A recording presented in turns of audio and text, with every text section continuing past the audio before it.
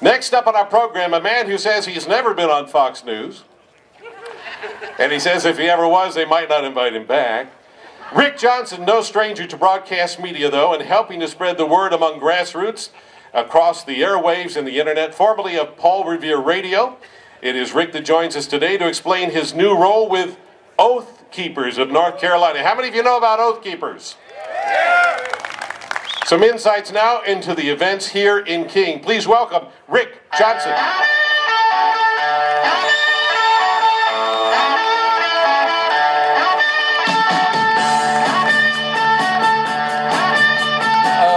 Where's the teleprompter?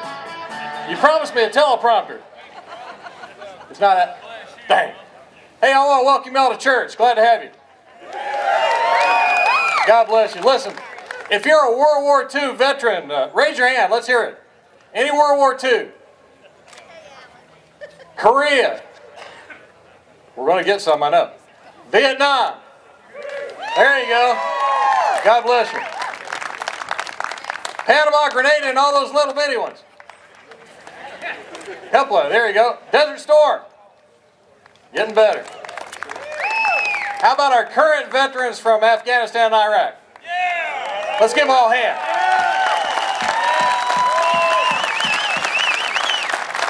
Listen, I'm Rick Johnson. I'm from North Carolina OathKeepers. I'd like to thank you for letting me come here today.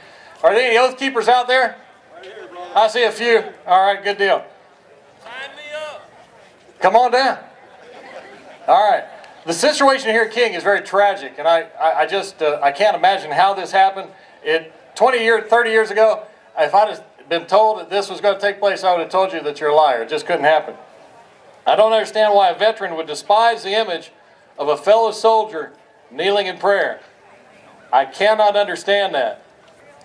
Too many of our veterans are held together today only through the power of prayer.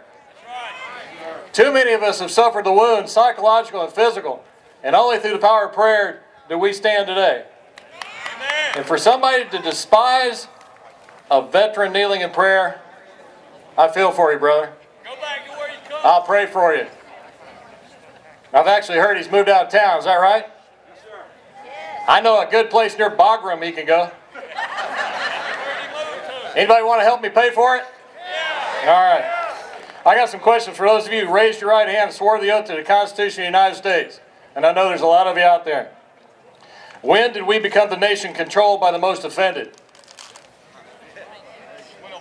At what point in time do we feel a single individual becomes a driving force in this nation? No, it goes back farther than Obama, brother. It goes way, way farther. The Founding Fathers did not choose the democracy of our form of government for a very good reason. I got another question. And this is to the gentleman who sued this city.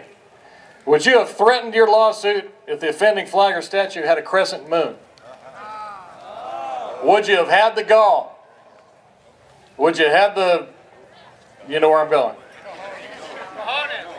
Are you now filing a case against Sharia-compliant zones which are appearing across our country? I don't think so. Why don't you move to Dearborn, Michigan and file a lawsuit there?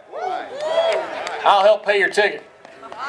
Something's not right in America. We've been turned upside down. One person and a high-dollar socialist law firm can take away the rights and privileges of an entire community. That's not right. Not right. Nikita Khrushchev said, "You Americans are so gullible. No, you will not accept communism outright, but we'll keep feeding you small doses of socialism until you finally wake up and find that you already have communism." He said that in the 60s. Well, it looks like he might have been right, except fortunately he miscalculated one very important point. He did not understand the depth of the courage and the determination of those who swore an oath to support and defend our great Constitution, our God-given Constitution. Ronald Reagan said freedom is never more than one generation away from extinction. And some of these next generations are here. I see some of them walking around. They're the ones about this high. We did not pass our children or pass it on through the bloodstream. It must be fought for, protected, passed on to them to do the same. Or one day we will spend our sunset years telling our children and our children's children what it was once like in the United States to be free.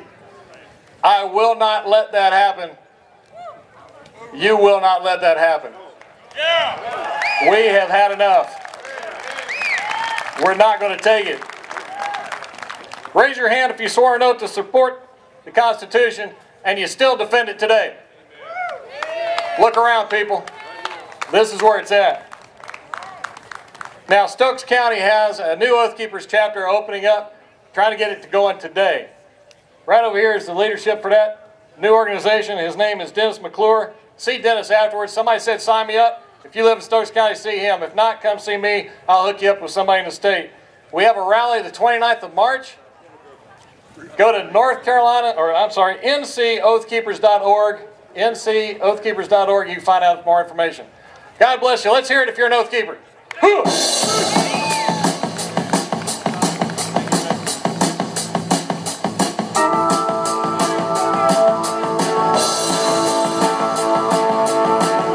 Rick Johnson, thank you very much, and I appreciate your work with Oath Keepers. We got all kinds of celebrity with us today. There's somebody in the audience that physically removed Jane Fonda from a protest site that she was at illegally. Where are you? Raise your hand. His name is Norris Root. Here he is. He picked Jane Fonda up and bodily moved her across the street. We thank you for that public service.